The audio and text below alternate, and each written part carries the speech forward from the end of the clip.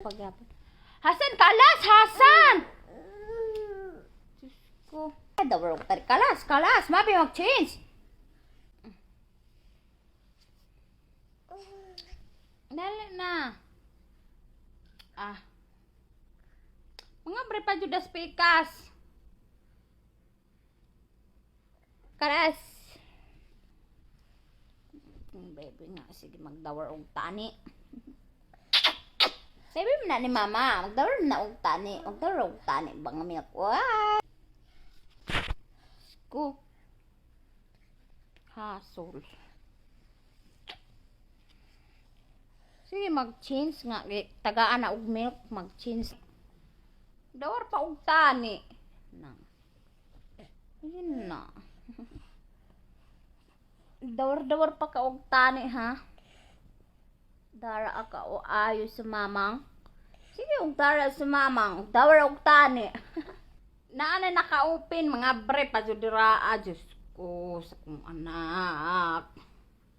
Sada, fi ang tani kalas. Dawar pa og tani. Guys, for today's video kaya magluto ko.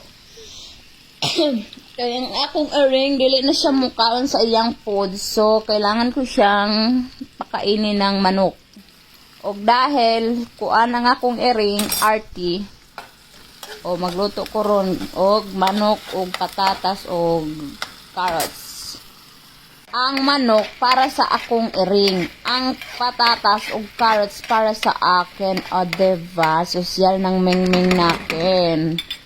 Diba, gisagisahon pa na nimo ang ahos bombay niya. Gibutangan akong mantika og kamates. Tapos ilonod ra nimo ang manok. O ingani ang tutorial sa ako ang pangtsamba nga luto. O guys, dili ko kabalo magluto. Nag-practice ra ko guys. O mauna siya. Mura na siyang gisa-gisahon o kanang manok ginapahubas jud nako na inig magluto ko kay para wala siya langsa. And then bago na ko na siya lutuon, kumuta na ko siya asin.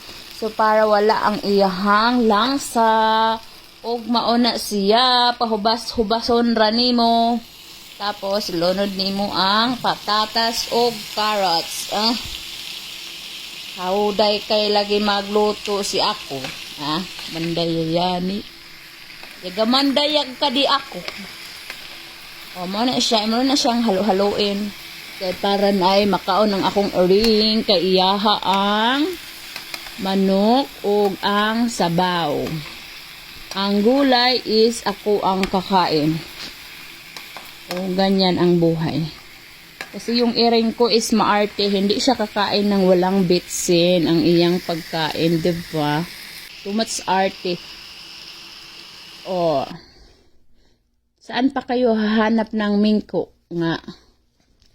Kuan, arte among iring. Di ni magkaong bulay bitsin iyang pagkaon, no? So, kailangan mo talaga siyang lutuan ng pagkain na may bitsin. Bitsinan mo talaga siya. Okay, mauna iyahang foods. Naana siya sabaw, gituyo na ako na siya sa bawan, kay ang akong earring, pahigo po na akong sabaw, kay kulata siya sa gawas. Nganong naglayas, di, nakulatahan hinoon sa gawas. So, mauna ang akong earring. Ang akong earring, dili unta ako magluto, kaso ang akong earring manggod akong giisip. Hindi siya mukha o dili lami iyang sabaw or iyang foods. Kanang walay bitsin. Ayaw niya. Kasi maarte siya. So, ganyan. Ukay-ukayin mo lang. O, di. Tapos na. So, gituyo na ko na siya nga. Gilata na ko ang gulay. Kay para humok siya inig. Kauno na ko. Ug makakaon akong anak.